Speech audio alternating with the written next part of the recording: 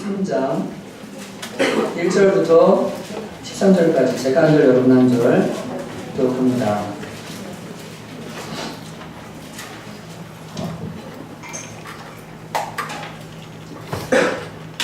제가 먼저 읽겠습니다. 내가 사람의 방언과 천사의 말을 할지라도 사랑이 없으면 소리나는 구리와 울리는 꽹과리가 되고 내가 예언하는 능력이 있어 모든 일과 모든 지식을 알고 또 사는 우리와 모든 일이 있을지라도 사랑이 없으면 내가 아무것도 아니요. 내가 내게 있는 모든 것으로 구제하고 또 내 몸을 불사르게 내줄지라도 사랑이 없으면 내게 아무 유익이 없느냐.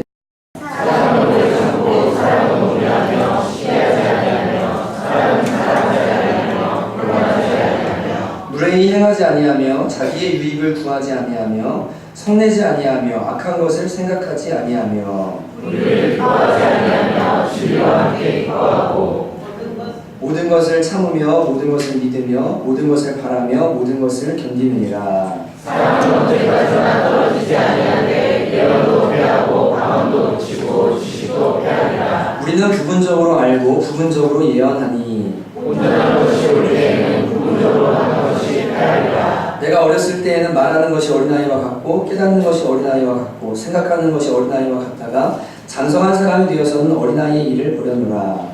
우리가 지금은 거울로 보는 것 같이 얘기하나 이때에는 얼굴과 얼굴을 대하여 볼 것이요 지금은 내가 부분적으로 하나 그때에는 주께서 나를 하신 것 같이 내가 온전히 하리라. 함께 읽습니다. 그런즉 믿음, 소망, 사랑 이 세 가지는 항상 있을 것인데 그 중에 제일은 사랑이라. 아멘. 기도하실까요? 하나님 아버지, 오늘 저희가 성경의 가장 위대한 진술 중에 한 진술인 고린도전서 13장의 사랑장을 함께 살펴봅니다. 주님, 저희가 사랑이 추상이 되지 않게 하시고 삶에서 실제가 될 수 있는 은혜를 내려주시고 성령께서 우리의 가정과 또 우리가 속한 자리에 적용할 수 있는 은혜를 그리고 지혜를 주께서 허락하여 주시옵소서. 마음을 열어주시고 말씀이 들려지게 해주시기 원합니다. 주님께 모든 것 감사드리고 예수님의 이름으로 기도하였습니다. 아멘. 오늘은 사랑을 선택하라는 제목으로 함께 하나님 말씀을 나누겠습니다. 옆에 분을 보시고 이렇게 인사하십니다. 사랑을 선택하라. 이렇게 인사합니다. 시작. 사랑을 선택하라. 네, 한 번 더 해주세요. 진짜로 눈 쳐다보시고요. 이거 외우셔야 돼요. 사랑을 선택하라. 시작. 사랑을 선택하라. 네, 좋으시네요. 네, 이따 끝나고 축복할 거거든요. 네, 오늘 처음 온 분들이 있어서 정호승 시인이 본인의 노트북 화면에 뭐라고 써놨냐면 사랑을 선택하라 라고 이렇게 배경화면에다가 써놓고 매일매일 노트북을 켜고 끄고 할 때마다 내가 오늘의 일상 중에 사랑을 선택해야 되겠다라는 결단을 하면서 산다는 이야기를 들었습니다. 이 사랑을 선택하라 라는 이 문장은 스토미 오마샨이라는 전 세계적으로 그분의 책이 3,200만 부 이상 팔렸는데 기독교 작가가 있습니다. 어마어마한 기독교 작가인데 영성가인데요. 그분이 쓴 책 제목이 사랑을 선택하라입니다. 이분이 이제 그 책에서 세 가지 사랑에 대해서 얘기하는데 하나는 하나님의 사랑을 선택하라. 그리고 두 번째는 그 하나님의 사랑과 깊이 정말 사랑에 빠져라 제대로. 그리고 세 번째가 뭐냐면 이웃을 사랑하는 것을 선택해라. 이 큰 주제를 가지고 이제 이 사랑에 대한 진술들을 해가는 것을 보게 되는데 그분의 책 제목이 사랑을 선택하라 이거든요. 헨리 나우엔이라는 작가 역시 이런 이야기를 했는데 관계가 힘이 들 때 사랑을 선택하라. 우리가 뭐 헤아릴 새 것이 없어요. 예, 중요한 것은 우리가 그 말씀을 어떻게 내 걸로 삼느냐. 이게 사실은 제일 중요합니다. 기독교 역사 2000년 동안 성경 연구랑 나올 거는 다 나왔어요. 새로울 게 없어요. 여러분 제가 말씀드리지만 말씀을 잘 배우고 공부하고 새로운 것을 찾아서가 아니라 그 말씀을 내 삶에 잘 적용해서 실제가 되도록 하는 신앙을 실제로 만들어야지 지식이 신앙이 아닙니다. 여러분의 생각이 신앙이 아닙니다. 여러분이 좋은 생각을 많이 한다고 여러분이 절대 좋은 그리스도인이 아니에요. 여러분이 행동하는 그리스도인이 돼야 좋은 그리스도인이 될 수 있습니다. 이 사랑을 선택하라. 정말 수많은 영성가들이 여러 모양으로 엎어치고 맺히고 뒤집고 해가지고 얘기한 이야기들이에요. 근데 이 헨리 나우엔이 이런 글을 썼어요. 나는 요즘 이 말을 늘 가슴에 품고 산다. 이 말이 내 인생의 화두가 된 지 이미 오래다. 이 말은 내 과거를 성찰하게 해주고 미래의 방향을 제시해준다. 남은 인생을 매 순간 어떠한 자세로 살아야 할 것인가 하는 문제에 대해 분명한 해답을 준다. 나는 지금까지 관계가 힘들 때마다 미움을 선택했기 때문에 내 삶이 고통스러웠다고 생각된다. 관계가 힘이 들 때마다 사랑을 선택했더라면 내 인생이 지금과는 많이 달라지지 않았을까 생각해봅니다. 그렇지만 남아있는 인생이라도 관계가 힘이 들 때 반드시 사랑을 선택하면서 살아야 한다고 결심해본다. 지금껏 내 인생에서 미처 만나지 못한 평화가 웃는 얼굴로 발소리도 가볍게 조용히 나를 찾아오는 게 느껴진다. 인생을 살아보니까 정말 미움을 선택할 거냐 사랑을 선택할 거냐 선택의 순간이 오는데 그때 미움을 선택했던 것이 결국 내 인생에 후회를 남기게 됐다는 것을 고백하면서 내가 정말로 사랑을 선택해야 되겠구나 라는 결단하는 글을 제가 이제 읽게 됐습니다. 여러분, 사랑은 실제입니다. 추상이 아니에요. 삶 속에서 선택입니다. 오늘 이 사랑장애로 말하는 고린도서 13장은 뜬금없이 사랑에 대해서 추상적인 이야기, 신학적인 이야기를 하려고 바울이 이 13장에 사랑에 대한 이야기를 하는 게 결코 아니에요. 오늘 이 13장은 11장부터 이어지는 은사에 대한 이야기에서부터 시작해서 읽어야 제대로 의미를 이해할 수 있는데 바울이 고린도 교회 은사에 대해 얘기합니다. 방언도 해요. 예언도 해요. 환상도 봐요. 지식도 많아요. 진짜 구제도 열심히 해요. 정말 모든 걸 너무 잘해요. 교회 안에서 보니까 야, 저 사람들 진짜 은사가 많다. 정말 훌륭하다. 근데 바울이 뭘 봤냐면 구제를 열심히 하는데 무례해요. 여러분 이런 경우 하셨죠? 봉사를 열심히 하는데 예의가 없어요. 정말 방언하고 환상을 말하고 지식이 충만한데 교만해요. 자기를 자랑해요. 하나님 주신 지식, 하나님 아는 지식을 가지고 사람들을 무시해요. 시기해요. 서로 봉사하고 은사를 가지고 열심을 내면서 뭐 하냐면 자기를 자랑하기에 앞서서 내가 더 자꾸 이러는 거예요. 그래서 바울이 은사적인 측면에서 무슨 이야기를 하냐면 너희들 진짜 니네가 탁월한 은사가 있냐? 찬양 잘해, 봉사 잘해, 그리고 구제 잘해, 지식이 많아, 성경 많이 알아. 그런데 사랑이 없으면 소리나는 구리와 울리는 꽹과리밖에 안 돼. 사랑이 없으면 아무 쓸데없어. 사랑 없는 봉사, 사랑 없는 은사는 하나님께서 인정하지 않아 라고 하면서 그 사랑이 추상이 아니라 사랑은 오래 참고 노래하지 않고 시기하지 않고 말 함부로 하지 않고 모든 걸 참고 모든 걸 인내하고 모든 걸 기다리고 바래주고 하는 실제다라고 하는 이야기가 오늘 13장의 이야기인 거예요. 이것은 사랑을 추상적인 개념으로 논하려고 쓴 게 아니라 일상생활 가운데 잘하는 것 같지만 그 자랑 뒤에 진실로 사랑하는 마음이 없고 사랑의 삶이 없는 모습을 질책하면서 내가 은사들 중에 가장 귀한 은사를 보여줄게.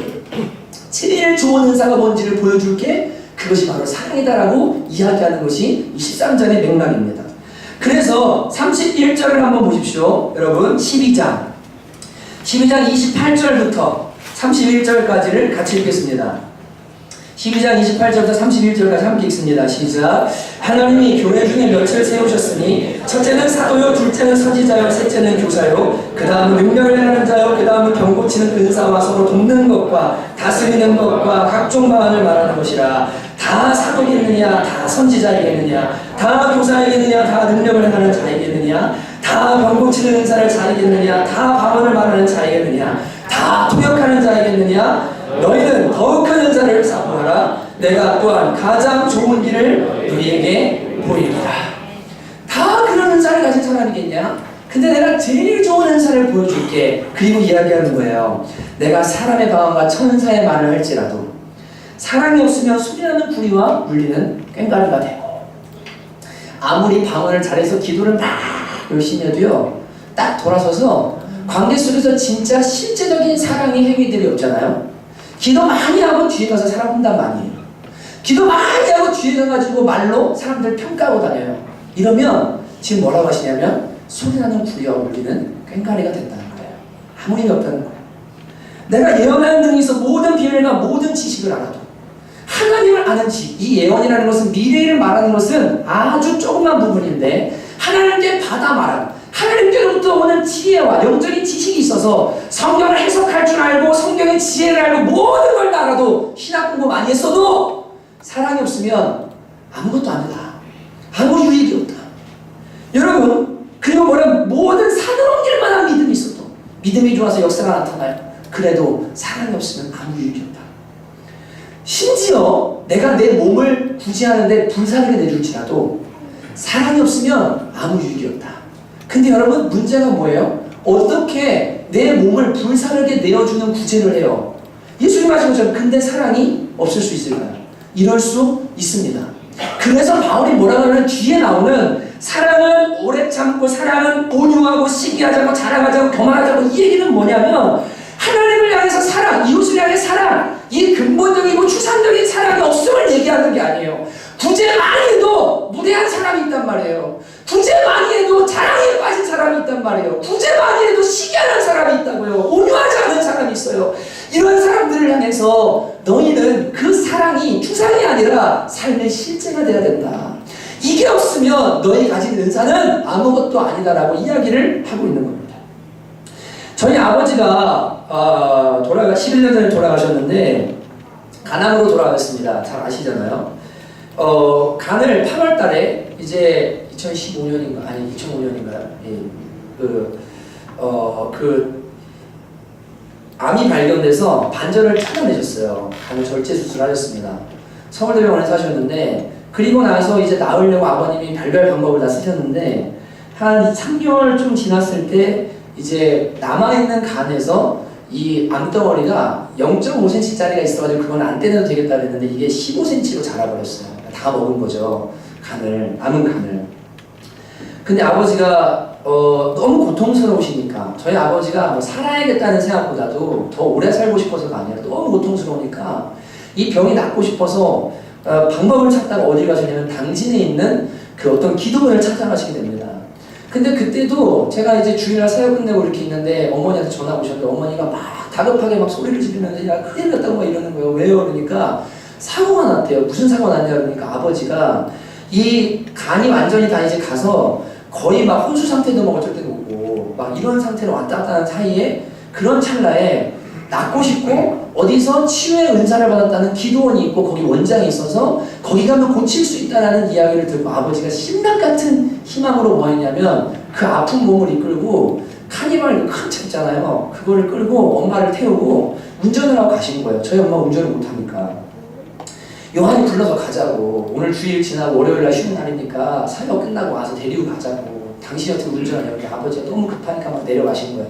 성격이 급하시거든요. 근데 그런 채로 가다가 간성 혼수 같은 게 막 자꾸만 오니까 잠이 오고 운전하다 조셨어요. 그래가지고 앞에 있는 차를 받아서 한 3중 추돌인가를 일으킨 겁니다. 그러니까 엄마가 그 상황에 앞에 있는 사람이 나와가지고 사람 죽이려고 막 이러냐 그러면서 막 그러죠. 근데 아버지는 아파가지고 반응도 못하고 이러고 있죠. 그러니까 엄마는 옆에서 막 두려워 떨고 막 이러면서 그런 상황에서 저한테 전화를 하신 거예요. 근데 어떻게 해가지고 그 망가진 차를 끌고 거의 도착할 때쯤 터널에서 사고 났기 때문에 이제 거기까지 가셨어요. 그러고는 이제 제가 당진까지 갈 수 있는 상황이 아니어서 이제 그 다음 주에 내려가는데 내려가기 전이죠. 일주일 지나고 나서 엄마가 저한테 전화가 오셔서 막 우시는 거예요. 야 세상에 이럴 수가 있냐면서 막 우시는 거예요. 왜 그러냐 그러니까 그 기도원에 병이 나으려면 기도를 받으려면 헌금을 하라고 그랬어요. 기도원 원장이 저기 옆에 어디 가면 교회에 목사님한테 안수받는데 1,000만 원 내셔야 됩니다. 예, 저쪽에는 큰 교회입니다. 저기 예, 큰 교회요. 지하철에 딱 이렇게 붙어있는 이렇게 하고 딱 사진 찍고 목사님이 연예인도 아니고 하나님 앞에 가는 날 진짜인지 아닌지 드러나게 될 겁니다. 교회 아니라고 생각해요. 기업이지. 800만 원을 내라는 거예요. 800만 원이 어디 있어요? 아버지가 맨날 50만 원씩 받았는데 매달. 예, 교회 다 기초교회 5개 하면서 재정도 없고 다 까먹고 그런 상태인데 800만 원 어떻게 내요? 근데 이제 이모들한테 엄마가 얘기해서 죽은 사람 소원도 들어주는데 산 사람 살겠다 그러는데 한 번만 좀 도와달라. 그래서 돈을 그 일주일 동안 마련을 해가지고 보내주기로 한 겁니다. 근데 돈이 들어오면 헌금을 할게요 그러는데 일주일 동안 밥 먹었죠. 그리고 아빠가 너무 급하게 내려와가지고 뭐 준비도 못하고 일단 살고 싶어 내려오셨으니까 그렇게 빈손으로 내려와가지고 그 기도원에 살겠다고 내려와서 기다려달라고 헌금을 하겠다고 이렇게 말을 했는데 그 주일날 한 20명 정도 있더래요. 예배가 끝나고 밥을 먹고 나서 엄마한테 뭐라고 했냐면 안옥금 사모님 가서 설거지나 하세요. 헌금도 안 하고 무정취직하고 있다고 거지들이라고 막 이렇게 표현을 하면서 저희 엄마랑 아빠한테 어마어마하게 면박을 주는데 어머니가 너무 마음이 상하신 거예요. 아니 어떻게 그리스도인이 어떻게 기도 원장이라는 사람이 헌금을 안 하고 일주일 동안 있는다고 이렇게 사람을 무한을 줄 수 있을까? 이럴 수 있을까? 여러분 그게 지금 이 얘기예요. 병 고치는 은사가 그 사람한테 나타나면 뭐합니까? 사랑이 없는데 무례한데 악한데 여러분 진짜로 이런 사람들 향해 바울이 뭐라고 하냐면 야 너네들 무슨 은사 많다고 지식 많다고 자랑하지 마. 진짜 실제 삶 속에 그 그리스도가 우리에게 보여준 사랑이 그 은사 이외에 사랑의 삶이 없으면 이렇게 살아내지 않으면 니네 다 가짜야. 너희 전부 거짓말쟁이야. 여러분 저기 유명한 목사님 한 분 계세요. 강해 설교를 탁월하게 하시는 분입니다. 제가 젊었을 때부터 그분 책을 많이 읽었어요. 어떻게 이렇게 성경 강해를 잘할까? 근데 이분이 욕을 진짜 잘하세요. 설교 중에도 욕을 막 하세요. 막 도그베이비, 쌍화탕, 10원짜리 뭐 이런 거 그냥 막 하세요. 근데 이분은 왜 못사냐고, 왜 그걸 안 하냐고, 왜 성경 안 읽느냐고 막 욕을 막 합니다. 여러분 목사는 죄송합니다. 바쁘지만 직업이잖아요. 이걸로 부름받았잖아요. 말씀 전하니까 봐야 되잖아요. 안 읽으면 안 되잖아요. 우리 다 읽어야 되지만 하루 종일 새벽에 나가가지고 하루 종일 운전하고 심지어 어려워서 밤에도 알바하고 그렇게 힘들게 살아가는 사람들한테 하나님의 말씀을 욕을 하면서 막 가르쳐요. 왜 그거밖에 못하느냐고. 노래한 거죠. 지식이 많으면 뭐합니까? 사랑이 없는데 하나님께서 그게 지금 잘못됐다라고 바울을 통해서 이야기해 주시는 겁니다. 제가 여러분이 적용하고 이해할 수 있도록 지금 설명해 드리는 거예요. 고린도 교회가 이랬던 거예요. 방언해요. 진짜 은사 많아요. 지식도 탁월한 것 같아요. 막 구제도 진짜 열심히 해요. 근데 삶으로 돌아서 관계를 보니까 저 사람들 왜 이렇게 무례해? 야, 저 사람들 왜 예의가 없어? 저 사람들 왜 이렇게 온유하지 않고 맨날 핑내? 저 사람들 왜 이렇게 자기가 한 것을 자랑하기에 급급해? 야, 저 사람들 왜 이렇게 맨날 악한 것을 생각해? 확인되지도 않았는데 자기가 상상하고 나쁜 것을 상상해서 험담하고 남들을 폄하하고 왜 이런 못된 일을 해? 왜 이렇게 불의와 함께 기뻐해? 왜 이렇게 참지를 못해? 왜 이렇게 사람을 믿어주고 기다릴 줄을 몰라? 저 사람들 은사는 많은데 진짜 주님 아는 사람 맞아? 바울이 지금 너희들 잘못 가고 있다. 그보다 더 중요한 게 있다라고 13장에 가르쳐주는 겁니다. 그런 맥락에서 여러분이 다시 한번 읽어보십시오. 이제 여러분과 저의 신앙을 적용하면서 읽는 겁니다. 한번 1절부터 천천히 읽어봅니다. 시작. 내가 사람의 방언과 천사의 말을 할지라도 사랑이 없으면 소리나는 구리와 울리는 꽹과리가 되고 내가 예언하는 능력이 있어 모든 비밀과 모든 지식을 알고 또 산을 옮길 만한 모든 믿음이 있을지라도 사랑이 없으면 내가 아무것도 아니오. 내가 내게 있는 모든 것으로 구제하고 또 내 몸을 불사르게 내줄지라도 사랑이 없으면 내게 아무 유익이 없느니라. 그 다음에 같이 읽습니다. 어떻게 읽냐면 사랑은 이라고 하고 시작하면서 읽습니다. 알겠죠? 시작. 사랑은 오래 참고 사랑은 온유하며 사랑은 시기하지 아니하며 사랑은 자랑하지 아니하며 사랑은 교만하지 아니하며 사랑은 무례히 행하지 아니하며 사랑은 자기의 유익을 구하지 아니하며 사랑은 성내지 아니하며 사랑은 악한 것을 생각하지 아니하며 사랑은 불의를 기뻐하지 아니하며 사랑은 진리와 함께 기뻐하고 사랑은 모든 것을 참으며 모든 것을 믿으며 모든 것을 바라며 모든 것을 견디느니라. 실제를 얘기하는 거예요. 사랑은 오래 참아. 사랑은 온유해. 사랑은 무례하지 않아. 여러분 나그네 사역을 갑니다. 그분들은 노숙인들입니다. 노숙을 하세요. 신학 사람들은 그 사람들 보면서 뭐라고 할까요? 저는 쓰레기 같은 인생이라고 말하겠죠. 그리고 빵 주는 거 감사해야지. 이 정도로도 감사해야지라고 말하겠죠. 근데 사랑은 그렇지 않아요. 아무리 나그네들을 부진한다 할지라도 무례하면 안 돼요. 왜요? 그도 인격이에요. 그도 하나님께로부터 떨어져 있을지 모르지만 한 사람이에요. 식당에 가서 여러분이 돈이 많아요. 좋은 음식점에서 음식을 먹어요. 근데 여러분 서빙하는 사람들 제가 자꾸 얘기하잖아요. 서빙하는 사람들 함부로 막 불러대면서 막 이거 갖다 달라 저거 갖다 달라 왜 이 모양이냐 저거냐. 그리스도인들은 그러면 안 돼요. 그도 누군가의 아버지 엄마일 수 있어요.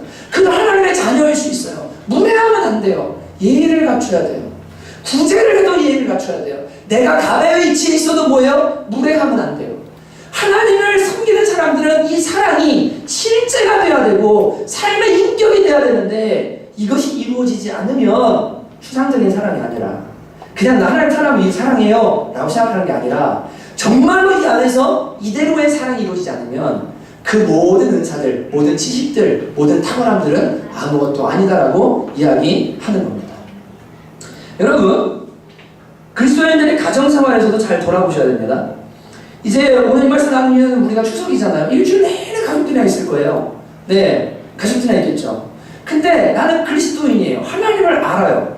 그러면 그리고 하나님을 사랑하고 가족을 사랑해요. 그럼 어떤 사람들이 돼야 돼요? 여기 나오는 사랑의 사람들이 돼야 돼요. 가족들이 볼 때 하나님 안 돼. 저 사람 기독교 있어서 뭐 지식이 많아. 뭐 성경 많이 읽었어. 저 사람 막 방언기도도 한대. 교회에서 막 봉사도 진짜 열심히 한대. 근데 집에서 가족들한테 무례해요. 저 사람 돈 많이 벌었대. 근데 가족들한테 무례해요.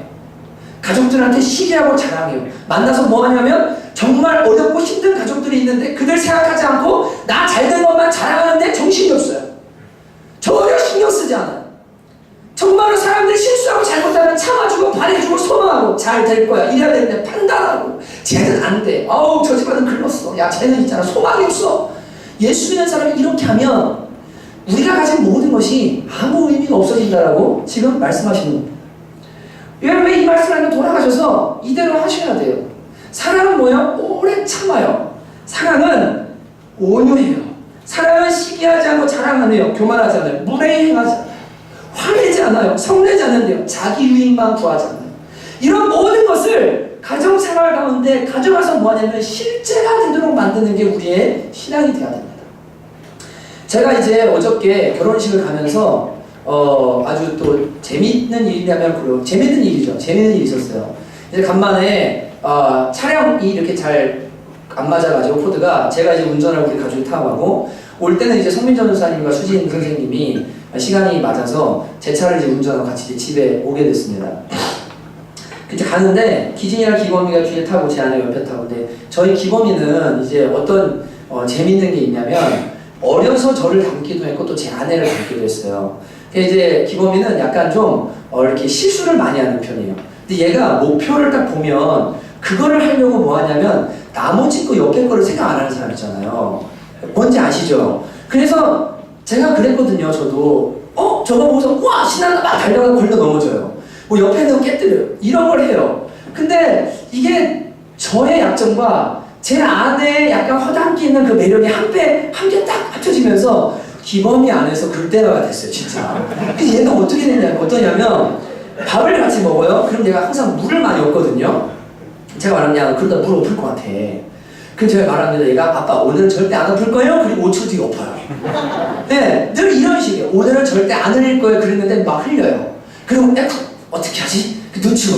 이런 스타일이거든요. 근데 어저께도 여전히 얘가 뒷자리 타가지고 물을 마시다 어떻게 했냐면 물을 자기 옷이랑 의자 사이에다가 그 PT병을 확 흘리면서 물 이게 나오는 소리가 앞에 운전할 때도 꽐꽐꽐꽐꽐꽐 하면서 이게 흐르는 거예요. 근데 얘는 어떻게 하면 실수를 하고 나면 빨리 들어야 되잖아요. 근데 그게 안 돼요. 내가 좀 실수했구나. 그래서 거기에 그 마음이 상해서 이게 어느 애거든요. 그러니까 아내가 야 빨리 그거 들어야지 물 더 흐르기 전에. 근데 물이 흘러가지고 완전히 막 옷까지 막 젖어가지고 빨빨빨빨 흐르는 거예요. 그럴 수 있어. 오케이. 됐어. 오케이. 넘어갔어요. 근데 더 나올 때 무슨 일이 생겼냐면 제가 앞에 타고 성민 선생님 운전하고 뒤에 수진 선생님 제 아내 그리고 기진이 기모 이렇게 타가지고 오는데 제 아내가 갑자기 핸드폰을 보다가 어떡해 계속 이러는 거예요. 근데 제 아내가 그 놀래는 모습에 저는 더 놀래거든요.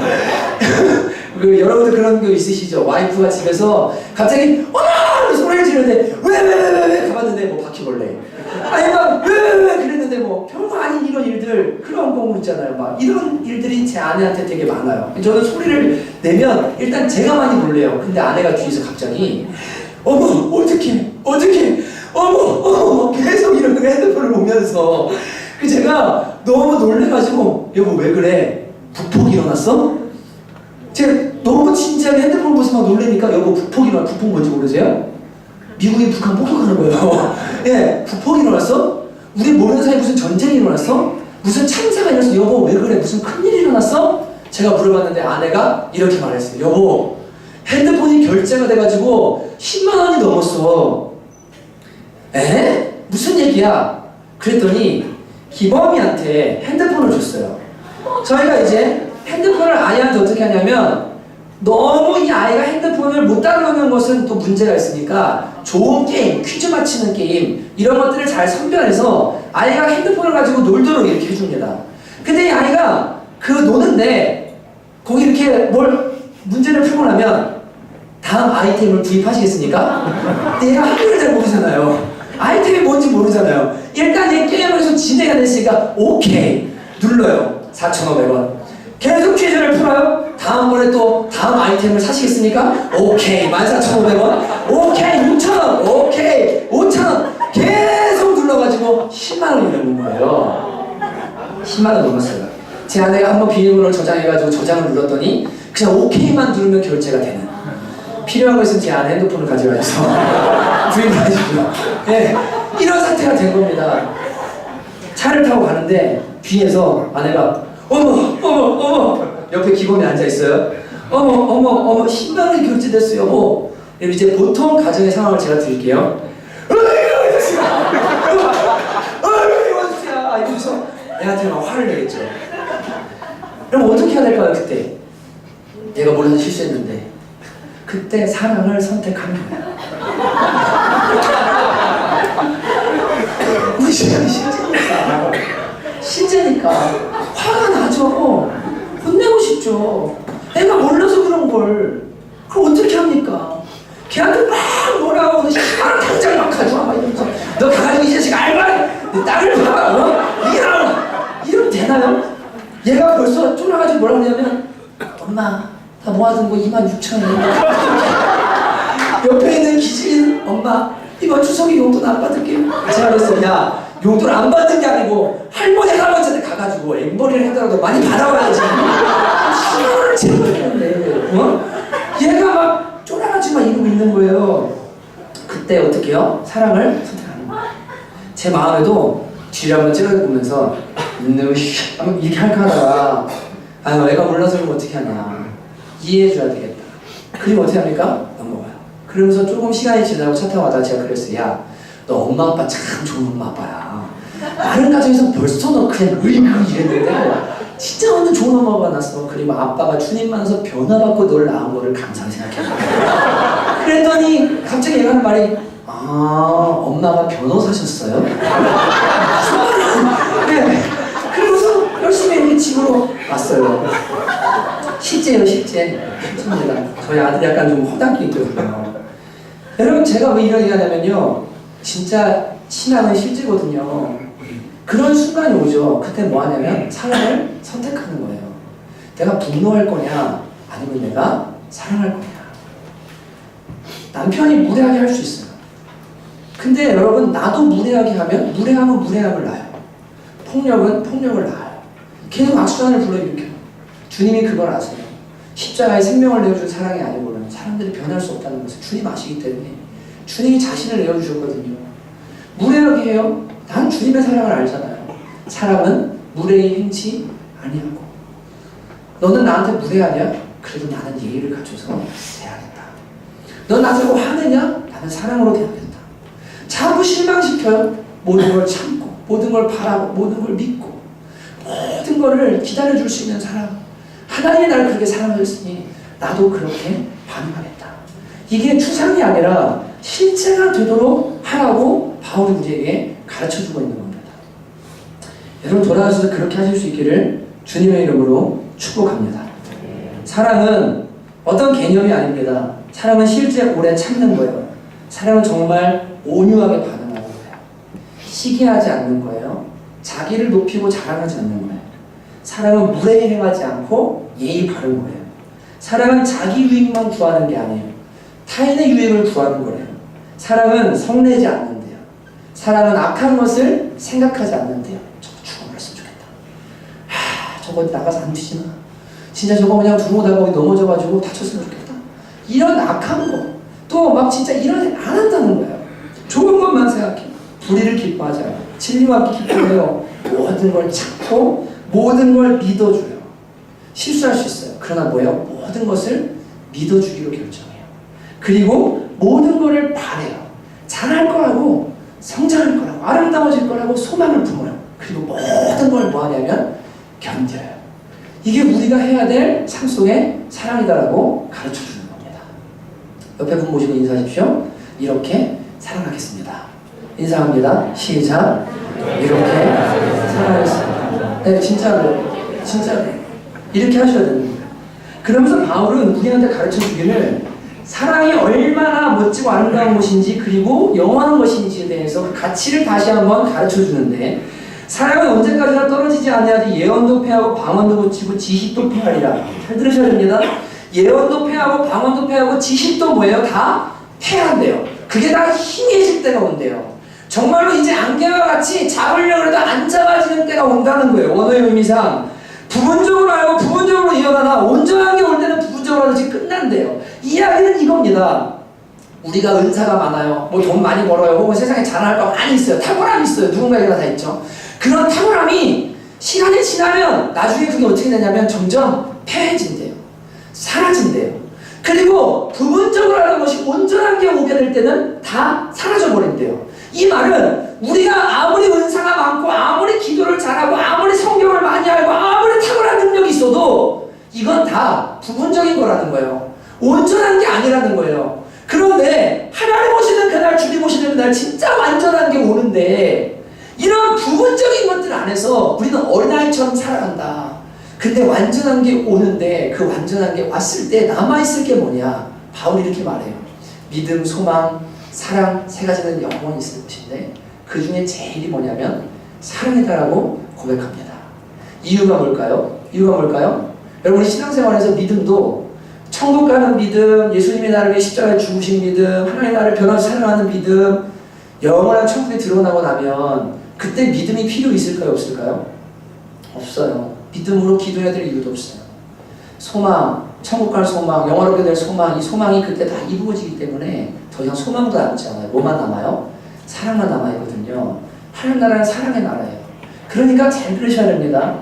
영원하게 남는 게 뭐냐? 하나님 나라 들어가서도 계속적으로 우리가 누리며 그리고 행하며 살 게 뭐냐? 그게 바로 사랑의 삶이에요. 사랑입니다. 그러니까 바울이 말하는 거예요. 지금 우리는 다 부분적으로 알고 부분적으로 뭔가를 가지고 있다. 은사 달란트들을. 근데 이게 하나님 주려고 하는 게 아니라 이거 이면에 뭐가 있어야 되냐면 영원한 사랑이 있어야 된다. 여러분 막대사탕 빨아먹으면 이렇게 사탕 단 거 다 빨고 나면 마지막에 뭐 남아요? 막대기 남아있잖아요. 그죠? 그것처럼 내가 가진 돈, 내가 가진 은사, 내가 가진 지식, 내가 가진 건강, 내가 가지고 있는 자랑하는 모든 것들을 다 쏟아붓고 다 지나간 다음에 인생 마지막에 딱 그 사람을 평가할 때 남아있을 텐데 그게 뭐냐면 사랑이 남아야 된다는 거예요. 무슨 말인지 이해가 되세요? 이게 영원한 거기 때문에 이걸 붙들어야 된다는 거예요. 저는 이게 소망이에요. 목회 잘하는 거, 설교 잘하는 거, 지식 많은 거. 저도 나름 지식에 대해서 남한테 안 꼴린다고 생각해요. 왜냐하면 매년 키 높이 이상 전책 읽으니까. 예, 열심히 읽으니까. 그리고 열심히 공부하려고 하니까. 뭐 지식이요? 어느 날 지나면 60, 70이 지나면 제가 머릿속에서 더 이상 내가 하고 싶은 말도 잘 못하는 때가 오겠죠. 설교를 잘하고 싶은데 내가 생각했던 것 이상 그렇게 안 될 때가 오겠죠. 그때 다 그 지식이 희미해졌는데 그때 남은 게 뭐냐? 너한테 남아있는 게 뭐냐? 라고 할 때 저 이유한 목사한테는 사랑이 있어. 저 사람은 평생 사랑하면서 사는 사람이에요. 진짜 저 목사님 기억하면 내가 사랑이 생각나. 이러면 저는 뭐예요?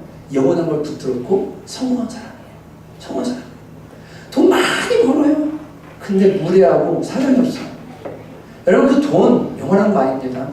여러분 가지고 있는 그 돈 가지고 주님 뭐라고 하냐면 주님 섬기고 이웃 섬기라고 주신 건데 그거 가지고서 자기 자랑하고 시기하고 더 벌고 싸우고 막 이렇게 살면서 사람 사랑하는 마음이 없는 채로 살아가는 사람, 돈 사라지고 나면 그 사람한테 뭐 남을까요? 돈 사라졌기 때문에 그 사람한테 아무것도 안 남아있어요. 근데 우리는 어떤 사람들이냐면 그 모든 은사의 중심에 사랑이 있는 사람들이어야 된다고 주님께서 가르쳐 주시는 거예요. 이게 영원한 거다. 이거 붙들어야 된다. 그래서 12절 우리가 지금은 거울로 보는 것 같이 희미한 그때는 얼굴을 대하고 있고 지금 내가 부분적으로 아나. 우리가 아는 모든 것들이 다 부분적이에요. 지식 자랑할 것도 아니에요. 은사 자랑할 것도 아니에요. 부분적으로 아나. 온전한 것이 올 때는 그때는 주길 나라 하시면 내가 온전히 알리라. 그러지 믿음, 소망, 사랑 이 세 가지는 항상 있을 것인데 뭐냐면 사랑이다. 사랑이다. 여러분, 여러분의 자녀들을 한번 잘 생각해 보십시오. 여러분이 열심히 벌어서 애들한테 좋은 교육 환경, 좋은 것들을 제공해주고 좋은 옷, 좋은 집, 정말 안락한 거 막 제공해주려고 많이 노력을 하시잖아요. 애들한테 한번 물어보세요. 엄마 아빠가 너 사랑하는 거 알아? 라고 물어보세요. 걔네가 정말로 사랑을 느끼고 있는지. 왜냐면 사랑이 없어서가 아니에요. 돈은 주는데 아빠가 무례해요. 돈은 주는데요 아빠가 성내요 자꾸만. 무언가 좋은 환경은 제공해 주는데 아빠가 자기를 기다려주고 믿어주지 않아요. 조금만 무슨 일이 일어나면 악한 생각을 막 하면서 혹시 이런 거 아니야? 저런 거 아니야? 놀러와. 막 얘를 막 정죄하고 혼내면서 막 그렇게 사는 거예요. 그 얘는 사랑한다고 맨날 말을 하는데 실제가 자기 삶을 안다 보니까 엄마 아빠가 나를 사랑하는지 안 사랑하는지 그걸 모르는 거예요.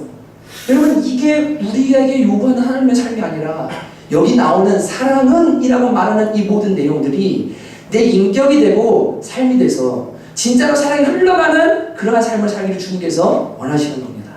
여러분 꼭 이렇게 살아낼 수 있기를 주님의 이름으로 축복합니다. 그래서 이런 소리를 들으셔야 돼요. 자식들이 우리 엄마 아빠가 나한테 좋은 교육 환경이나 유학을 못 보내줬어도 나한테 돈은 많이 못 줬어도 우리 엄마 아빠는 진짜 나 사랑해줬어. 정말 나 사랑받고 자랐어. 여러분 진짜 이것을 느낄 수 있도록 여러분의 가정이 그렇게 변화되기를 여러분이 변화되기를 주님의 이름으로 축복합니다. 여러분 왜 우리가 이렇게 살아야 되고 살 수 있느냐 그것은 저와 여러분이 먼저 여기에 나오는 13장의 이 사랑을 하나님 아버지께로부터 경험했기 때문입니다. 저와 여러분이 하나님께서 나를 얼마나 사랑하시고 나를 위해서 어떤 사랑으로 지금도 사랑하시는지를 깨달았다면 자연스럽게 사랑은 이런 거구나. 나도 이 사랑을 가족들에게 그리고 내 주변의 사람들이 흘려보내야 되겠구나라고 생각할 수밖에 없는 거죠. 제가 사실은 지난주에 이제 그 요한복음 3장 16절 이하 부분을 준비하면서 복음에 대한 부분을 준비하다가 그 시를 한 편 이제 찾게 됐어요. 근데 이 시가 저한테도 너무 은혜가 되더라고요. 읽어드릴게요. 제목이 아무리 숨었어도입니다. 아무리 숨었어도 이 봄 햇살은 반드시 너를 찾고야 말걸. 땅속 깊이 꼭꼭 숨은 아무리 작은 씨라 해도 찾아내 꼭 저를 닮은 꽃 방실방실 피워낼걸. 아무리 숨어있어도 이 봄바람은 반드시 너를 찾아내고야 말걸. 나뭇가지 깊은 곳에 꼭꼭 숨은 잎새라 해도 꼭 저를 닮은 잎새 파릇파릇 피워낼걸. 아마도 이 시를 쓴 사람이 가만히 보면서 이 봄에 땅속에 심긴 정말로 보이지 않는 그 씨앗 어디 있는지 몰라요. 뭐가 필지 모르지만 햇볕이 변함없이 지그시 비쳐서 숨어있던 그 씨앗에게 온기를 주고 그래서 이게 피어내는 모습을 보면서 씨앗이 아무리 땅속에 꼿꼿이 숨어있어도 이 햇볕은 그 씨앗을 찾아내는구나. 바람은 그 씨앗을 찾아내는구나 라는 거를 보면서 시를 썼나 봐요. 여러분 하나님 사랑이 똑같더라고요. 저랑 여러분이 정말 나는 나름 살고 있고 가치 있다고 생각하겠죠. 근데 여러분과 제가 65억 아니 70억 분의 1이에요. 뭐 그렇게 대단히 뭐 탁월하고 훌륭하고 뭐 이 나라에 꼭 필요하거나 뭐 막 어마어마하게 가치가 있는 존재가 아니에요. 죄송합니다. 그럼 여러분 소중해요. 하나님께서 그렇게 여기시기 때문에. 그 인간적으로 우리가 생각하는 거예요. 근데 여러분 70억 분의 1의 삶을 사는데 사람이 죄인으로 태어나기 때문에 태어나서 살면 살수록 뭐냐면 마음이요 죄로 인해서 자꾸만 딱딱해져요. 그래서 복음을 전해보면 느끼는 게 뭐냐면 나이를 먹고 주님께로 돌아오는 것은 주님께서 이 사람을 완전히 바스러뜨리거나 깨뜨리는 은혜가 없이는 절대 못 돌아와요.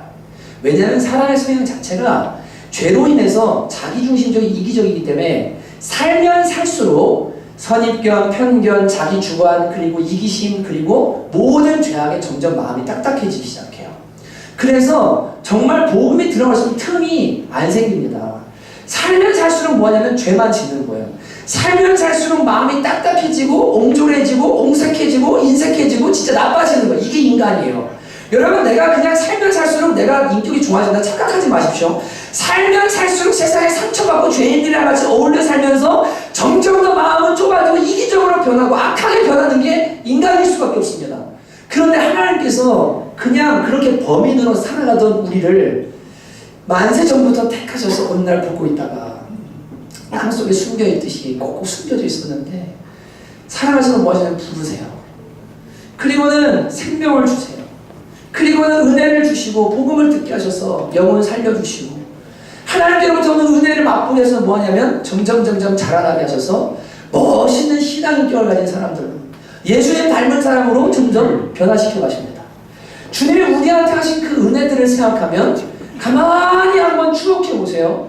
여러분 진짜로 하나님이 기뻐하는 대로, 하나님이 원하시는 대로, 말씀에 기록된 대로 정말 내가 일주일만이라도 그렇게 살 수 있었던 적이 있었는지, 하나님 앞에서 정말 떳떳하게 주님 제가 지난주에 완전 승리했습니다.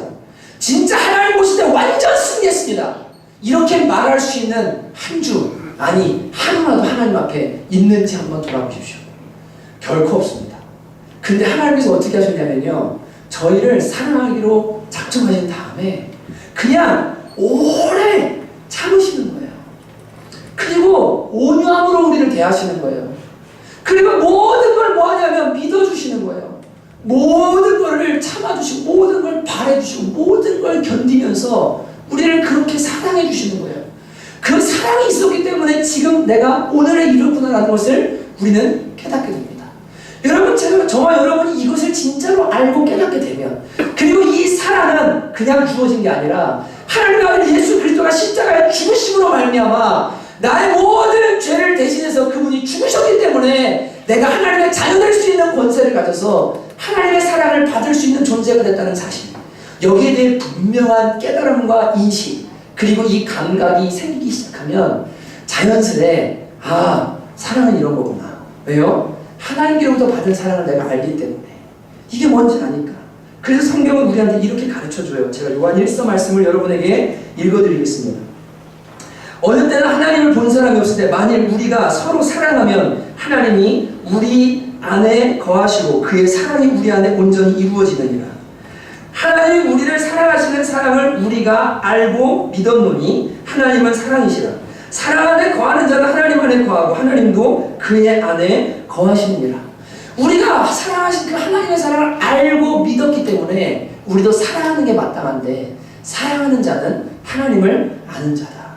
그리고 사랑하는 자는 하나님 안에 거하는 자다라고 이야기하고 있는 겁니다. 여러분, 하나님 나 사랑하셔. 나 이거 사랑해야 돼. 추상이 아니에요. 책상머리에서 공부해서 되는 문제가 아니에요. 산점에 들어가서 요대로 어떻게 해요? 선택하셔야 돼요. 무례함이 아니라 예의를 선택해야 돼요. 성냄이 아니라 온유함을 선택해야 돼요.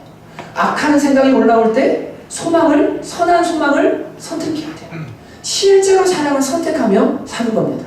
여러분 꼭 이런 은혜가 저와 여러분의 있기를 주님의 이름으로 축복합니다. 다시 한번 결단하며 고백하는데 이렇게 고백하십시오. 사랑을 선택하겠습니다. 한번 주먹 꽉 쥐면서 합니다. 시작. 사랑을 선택하겠습니다. 네, 여러분 선택하셔야 됩니다. 우리에게 의지를 새롭게 하셨고 우리 영혼을 살려주셨기 때문에 우리는 할 수 있어요. 못하는 게 아니에요. 한 사랑 알기 때문에. 이게 안 될 때 기도하세요. 하나님, 저한테 사랑을 선택할 수 있도록 은혜를 내려주세요. 제가 할 수 있도록 합니다. 지난주에 저한테 또 하나의 시험 아닌 시험이 왔는데, 나그네로 우리 교회 왔다가 떠나간 어떤 사람이 새벽에 또 전화가 왔습니다. 네, 전화를 제가 못 받았어요. 근데 저는 이제 제 이야기를 자꾸 많이 하는 이유는 뭐냐면, 성경 제가 신학 공부하고 이렇게 공부하잖아요. 네, 자꾸 말씀 2000년 동안 새로운 게 없어요. 진짜요. 네, 저 시장에서 콩나물 파는 할머니인데 말씀대로 사는 분이 신학자구나. 네, 이거 열심히 많이 안다고 복음 모르는 거 아니에요. 어려운 거 아니거든요. 예, 읽으면 알 수 있고 가까이 있으면 알 수 있거든요. 진짜 이렇게 살자고 제가 자꾸 얘기를 하는 거거든요. 이번 주에 제가 계속 마음의 갈등, 오늘까지도 갈등이었어요. 계속. 나그네로 있다가 나간 어떤 분이 새벽에 전화가 온 겁니다. 분명히 어려움을 당하기 때문에 전화가 왔겠죠. 2시 40분이가 찍혀 있었기 때문에 이틀 전인 것 같은데 전화를 제가 못 받았어요. 자느라고. 근데 일어나서 제가 무슨 갈등을 했냐면 전화를 해야 되나 말아야 되나 해야 되나 말아야 되나 갈등을 하면서 아니야 교회가 이제 포기를 했잖아. 이제 그냥 맡기기로 했잖아. 알아서 살도록. 그리고 또 남편이 이렇게 들어갔는데 다른 남자를 만나 살고 있으니까 더 이상 우리 교회가 져야 될 지금 분명히 아니야. 교회가 그렇게 하기로 했어. 제가 일부러 연락을 안 했거든요. 근데 막 마음에 계속 사실은 짐이에요. 그래서 제가 어떻게 반응을 해야 될까? 연락을 한번 해볼까? 잘 있나? 이제 사실 오늘까지도 그런 갈등을 가지고 제가 온 거예요. 저에게 사랑을 선택하는 게 지금 과연 뭘까? 부지중을 봤어요 지금. 봤는데 이걸 전화를 해야 되나 말아야 되나? 이때 사랑을 선택하는 건 뭘까? 사랑을 선택하면 적어도 뭐하죠? 전화를 해야 되겠죠. 제가 이틀 동안 못했는데 오늘 돌아가서 그때 새벽에 찍힌 그 전화를 내가 보고 이제야 전화를 한다고 무슨 일이 있었냐고 지금 전화를 해보려고 이제 생각을 하고 있어요. 제 마음의 어떤 부분에 잘 이렇게 정돈된 생각들이 있기 때문에 이런 거죠. 어떻게 내가 반응하면 좋을까? 무엇을 선택할까? 여러분 실제가 됐으면 진짜로 좋겠거든요. 정말요. 돌아가셔서 오늘 이 고면 13장에 앞부분과 뒷부분 안 읽으셔도 돼요. 4절부터 7절까지를 뭐 하냐면 내가 달달 외워야 되겠다. 내가 달달 외워야 되겠다. 그래서 이 단어가 내 가슴에 완전히 딱 박혀 있어서 분노가 딱 일어날 때 사랑은 못난 거야. 사랑을 선택해야 되겠다. 악한 생각이 올라올 때 아니야. 사랑은 선한 생각으로 사랑을 기대해 주는 거야. 그래도 좋은 생각을 한번 해보자. 이렇게 하면서 내 생각을 계속 바꿔서 뭐예요? 사랑을 선택하도록 살 수 있게 돼야 돼요. 여러분 제발 부탁드립니다. 정말 왜 기독교가 욕 먹어요? 왜 예수 믿는 사람들이 욕 먹어요? 교회 안에 들어오면 사랑 엄청 얘기해요. 근데 밖에 나가서 이대로 안 살아요. 너무 추상적이에요. 말만 잔뜩 많아요. 생각은 많은데 이대로 안 되니까. 여러분 이렇게 될 수 있기를 정말 주님의 이름으로 다시 한번 부탁드립니다. 제가 뭔가 중요한 얘기 하나 하고 싶은 게 있었는데 그냥 머릿속에 백지가 됐어요. 그래서 우리 찬양했으면 좋겠는데 저만 따라하십시오. 제가 정신이 없습니다. 네, 제가 설교를 다 써서 올 때가 있고 머릿속에 큰 테마들을 정리해서 올 때가 있거든요. 네, 이걸 마지막으로 얘기하려고 했어요. 성경 전체를 살펴보니까요. 하나님의 사랑은 딱 세 단어로 요약이 돼요. 저를 따라하세요. 먼저 모든 언제나는 영원이에요. 다시요. 먼저 모든 언제나 이 결단을 하셔야 돼요. 모든 걸 참고 모든 걸 믿고 모든 걸 바라고 모든 걸 견딘다. 알았죠? 모든 거예요. 범위는 시간은 언제나예요. 그리고 사랑의 출발은 먼저예요. 저 사람이 나한테 이렇게 하면 내가 이렇게 할 게가 아니에요. 요한일서는 분명히 말해요. 하나님이 우리를 먼저 사랑하셨다. 우리가 하나님을 먼저 사랑한 게 아니다. 우리가 아직 죄인 되었을 때 주님이 십자가에 못 박히심으로 그 사랑을 우리에게 보여주셨다. 사랑은 그래서 저 사람이 먼저가 아니라 내가 먼저 하겠다. 그 다음 어떻게 해요? 모든 상황 속에서 어떻게 나한테 하든 어떻게 반응하든 나는 동일하게 사랑하겠다. 언제까지요? 언제나 영원토록. 여러분 이 세 단어를 딱 진짜로 가슴에 새기셨으면 좋겠어요. 그리고 제가 마지막으로 이걸 도전하고 싶었거든요. 가정에 어려운 분들 있죠. 관계가. 그리고 부모들과 혹은 부부가 혹은 자녀 어려운 분들 있잖아요. 혹은 바깥에 있는 관계도 마찬가지예요. 제가 여러분한테 진짜 한 번 딱 묻고 싶어요. 사랑하려고 결혼했잖아요. 맞죠? 네. 맞죠? 네. 근데 그때 우리 서약하잖아요. 검은 머리가 팥불이 들어 변함없이 아플 때나 슬플 때나 기쁠 때나 이럴 때나 저럴 때나 제가 영원토록 사랑하겠습니다. 서약하셨죠? 그죠? 하셨죠? 그때 뭘로 무슨 감정을 하신 거예요? 그냥 연애 감정에 취해서 막 좋아서. 근데 제가 여러분한테 묻고 싶은 건 이거예요. 진짜 생명 다해서 먼저 뭐든 언제나 진짜 제대로 하는 사랑이다. 너 자꾸 나한테 이렇게? 그래도 나는 너 사랑할 거야. 너 진짜 자꾸 나한테 이렇게 실망 줘? 그래도 나는 너 기대할 거야. 왜냐면 하나님 나한테 하신 것처럼. 그리고 이 사랑은 반드시 열매를 맺으니까. 이렇게 한번 진짜 화끈하고 그냥 끝까지 한번 죽도록 한번 사랑해봤나. 실제로 상당한 사람 중에 이런 사례가 있었거든요. 이 책에서 읽은 겁니다. 제가 지금 생각나서 말씀드리는데 정말 실제로 일어난 일이에요. 이혼 상담하러 부부가 왔는데 막 그 남자가 이러고 저러고 이래서 힘들고 저래서 힘들고 막 그래서 이혼하겠다고 그랬더니 상담하신 분이 이렇게 말했어요. 최고의 복수하는 방법이 있다고. 뭡니까? 집에 가서 최고로 잘해주세요. 그래가지고 그 사람이 저 사람 날 사랑하는구나, 정말 날 너무 사랑하는구나, 그걸 막 느끼게 해주세요. 그런 다음에 이혼하자고 하세요. 그러면 정말 그 사랑 막 받은 이거를 막 받게 한 다음에 그 다음에 딱 난 사실은 너 진짜 싫어. 그러고 헤어지면 정말 큰 충격과 복수를 할 수 있습니다. 이 사람이 진짜 가가지고 뭐 했냐면 진짜로 막 잘해준 거예요. 이 악물고 그래 너 내가 잘 해주다가 어느 날 너 안심하고 있을 때 저기하고 내가 너 딱 이혼한다고 한다. 막 잘해줬어요. 한 달 동안 죽도록 잘해줬어요. 이혼 조정기간 2개월 있잖아요. 그죠? 그리고서 돌아왔는데 어떻게 진행하시겠습니까? 왜요? 우리 부부가 서로 얼마나 사랑하는데. 이 여자가 경험을 한 거예요. 균형을 깨야 돼요. 한쪽에서 먼저 모든 것에, 그리고 언제나 내가 한번 주님 사랑으로 사랑해보겠다. 그리고 지속성을 가지고 뭐합니까? 계속 가보는 거예요. 그러면요 여러분 진짜 말씀드리는데 하나님 말씀대로 어떤 일이 일어나요. 반드시 변화가 일어나요. 근데 우리는 뭐하냐면 자꾸 계산하거든요. 주님 사랑은 그러지 않았어요. 여러분 나한테 뭐 행위가 있어서 의로워서 뭐 같이 있어. 아니 그냥 일단 넌 내 거야. 내가 사랑할게. 너 무슨 짓을 하든 뭐라든 간에 난 너 포기 안 할게. 내가 더 은혜를 부어줄게. 네가 변할 때까지 나는 절대 포기 안 할게. 하나님 이렇게 하셔서 우리가 변하잖아요. 그거를 가족에게 하셔야 된다고요. 덜 하셔서 그대로 하셔야 된다고요. 복음을 안다면. 여러분 꼭 이럴 수 있기를 주님의 이름으로 다시 한번 건면해 드립니다. 이러면 변화가 일어납니다. 반드시. 제가 이제 이 찬양 우리 부르려고 하는데 우리 그 베이스 치는 모양 형제가 있어요. 9시에 드리고 갔어요. 근데 이 형제가 노래를 썼는데 11일 날 이제 음원이 멜론이랑 다 올라갑니다. 우리 찬양팀들이 노력해서 힘써서 이렇게 또 잘 취입을 해가지고 이제 앨범이 또 나옵니다. 근데 이 가사가 진짜 은혜롭거든요. 왜냐면 형제가 우리 교회 와가지고 하나님을 깊이 주님을 안 다음에 이 사랑을 경험한 거예요. 그래서 이 가사를 여러분이 그냥 이게 몰라도 한번 따라하시면서 하시다 보면 내가 이런 사랑을 받은 존재구나. 그리고 뒤에 보면 선한 싸움 포기할 수 없네. 왜냐하면 하나님의 사랑을 내가 받았기 때문에 나도 이제 이 선한 싸움을 싸우는 걸 제가 포기할 수 없는 사람입니다 라고 노래하는 노래인데 가사가 참 좋아요. 여러분 한번 처음 들으신 분도 있을 겁니다. 목요일 때 한번 부른 적이 있었는데 빠르게 부르지 말고 조금 천천히 부르면서 이 찬양하고 우리 말씀 적용하면서 한번 기도했으면 좋겠습니다.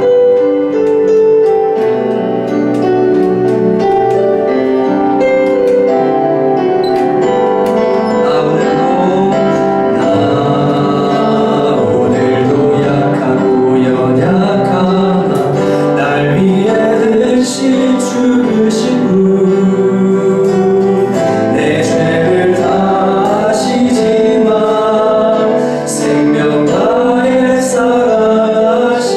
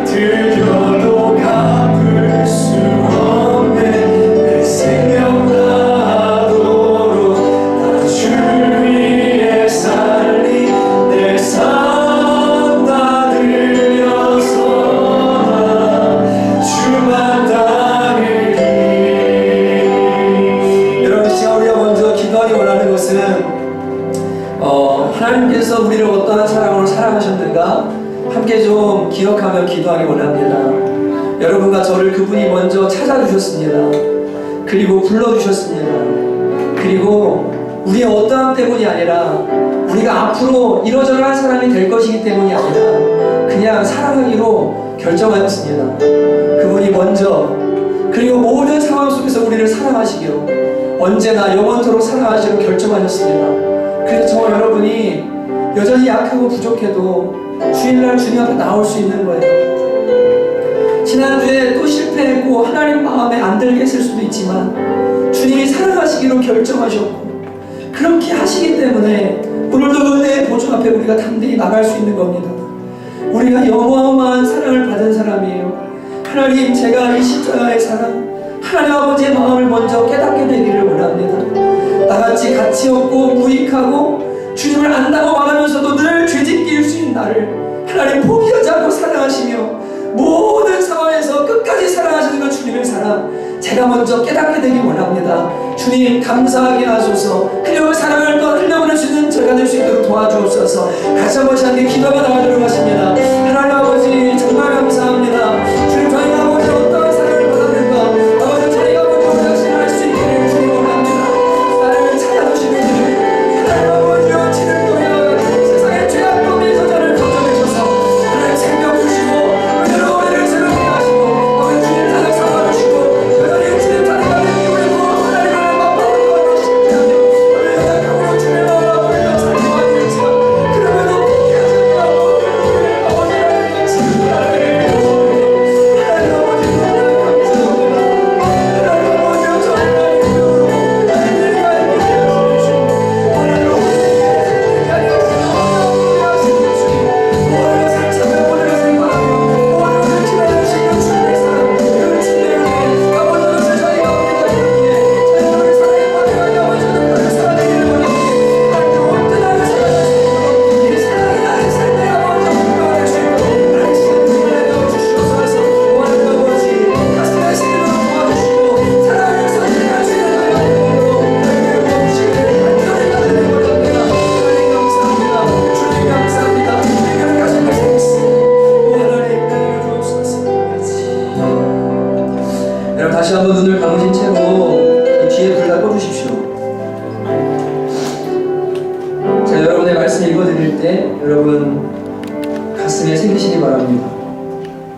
사랑은 오래 참고, 사랑은 온유하며, 시기하지 아니하며, 사랑은 자랑하지 아니하며, 교만하지 아니하며, 무례행하지 아니하며, 자기의 유익을 구하지 아니하며, 성내지 아니하며, 악한 것을 생각하지 아니하며, 불의를 기뻐하지 아니하며, 진리와 함께 기뻐하고, 모든 것을 참으며, 모든 것을 믿으며, 모든 것을 바라며, 모든 것을 견디느니라. 여러분 이 시간 기도하실 때 하나님 저를 이렇게 사랑하셨고 그랬기에 주님, 저도 이 사랑을 제 삶에 흘려보낼 수 있는 그 사랑이 제 마음에도 분명히 있는 줄로 믿습니다. 성령님, 저에게 그 사랑을 부어주십시오. 여러분, 절대 사람 쉽게 안 바뀝니다. 정말 안 바뀌어요. 여러분, 하나님께서 우리한테 사랑을 바꾸라고 하시는 게 아니더라고요. 그냥 사랑하라고 하시는 거더라고요. 변화는 주님이 주실 거예요. 우리는 사랑하면 돼요. 하나님, 제가 추상이 아니라 실제로 저희 시부모님에게, 그리고 처가 부모님들에게, 아내에게, 남편에게, 그리고 자녀에게 교회에서 주님이 삶을 잘 살겠습니다.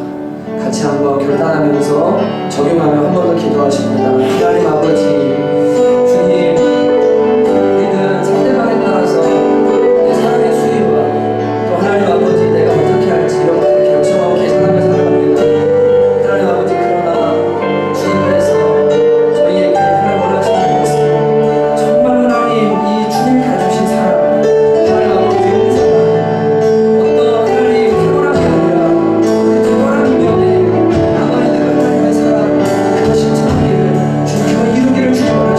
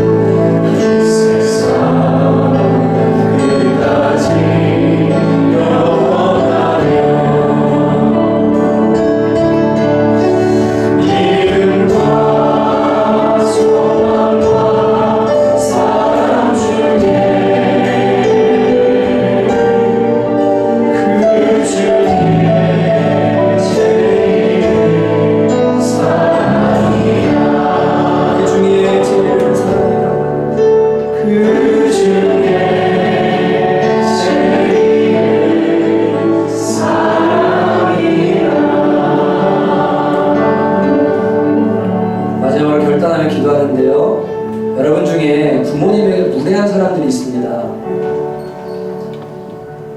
부모님 여러분을 위해서 생명을 다해서 세상의 모진 수모 다 바꾸면서 여러분이 온전한 성인으로서의 삶을 살도록 족발하지하고 고생하며 나이 들고 병들어서 지력도 쇠하고 체력도 쇠하고 이제는 힘을 다 잃어버릴 때가 옵니다. 근데 그때 자식이 이제는 용돈 주는 입장이 되니까 부모한테 갑질을 하는 거예요. 부모한테 무례한 거예요. 부모님이 거짓입니까? 최선을 다해 공경하고 예의를 갖추고 그분에게 받은 사랑을 갚아드려야 될 분들이 우리의 부모님들입니다. 여러분 회개하십시오. 은사 많으면 뭐합니까? 지식 많으면 뭐합니까? 여러분 세상에서 잘 나가십니까? 그럼 뭐합니까? 하나님 인정 안 합니다. 사랑이 없으면 아무것도 안 돼요. 수레하는 구리와 울리는 꽹과리밖에 안 된다. 여러분 정말 돌아봐야 될 부분이 너무나 많이 있어요. 남편, 아내 관계, 자식과의 관계, 정말로 회사에서 여러분 진짜 주님이 말씀 제 삶에 불도처럼 새기고 모든 순간 모든 상황에 적용하며 주님 제가 이 삶 살아낼 수 있도록 주님 저에게 지혜를 주십시오. 은혜 내려 주십시오. 마지막으로 회개하고 기도하며 우리 마무리하고 기도하며 하나님 아버지 주님 이 시간 아버지 하나님 저희가 주님 앞에 한 번 더 기도하는 것은 사랑의 아버지 정말 하나님 부모님과의 관계에서 그리고 자녀와의 관계에서 또 하나님 아버지 정말 우리 모든 관계를 통해서 이 사랑이 실제가 되어야 하는데 아버지 하나님 정말 말로는 사랑하고 말고 말로는 하나님 정말 섬긴다고 말하지만 너무 무례하고 너무 화내고 너무 믿어주지 못하고 너무 아버지를 위하고 너무 잘한다 또 하나님 내가 갑자기 이 위치에서 내가 갑자기 하나님 아버지를 위하고 정말 무례하게 돌아올 수 있도록 주님을 해주시기를 간절히 원합니다. 우리 자녀들 하나님 아버지가 우리 모든 관계들 안에서 잘 돌아오게 하여 주시옵소서. 사랑하는 하나님 아버지 진실로 주님이 이번에 삶을 전해주신 저희가 하나님 보여주시고 우리의 삶에 돌아가서 정말 아버지로 먼저 그리고 모든 상황을 언제나 사랑하기로 결정하게 되도록 주님 함께 해주시옵소서. 주님 감사합니다. 하나님 아버지 가장 행복하고 즐거워야 될 추석 명절입니다. 가족들과 많은 시간을 보내게 될 텐데 주님 먼저 그리고 모든 언제나 저희들 그렇게 사랑을 선택할 수 있는 사람들 되어지도록 주님이 힘주시고 지혜를 더하여 주시옵소서. 도저히 사랑할 수 없도록 내 마음을 힘들게 만드는 것 같고 정말 아프게 하는 사람들이 우리의 삶에 있습니다. 그러나 주님께서 십자가에서 그들을 용서하시고 그들을 위해 기도하셨던 것처럼 저희들 기도하게 하시고 사랑으로 품을 수 있는 귀한 은혜 또한 주께서 허락하여 주시옵소서. 자유함과 지혜 가운데 순종하며 나갈 수 있기 원합니다. 주님께 정말로 감사드리고 예수님의 이름으로 간절히 기도하였습니다. 아멘.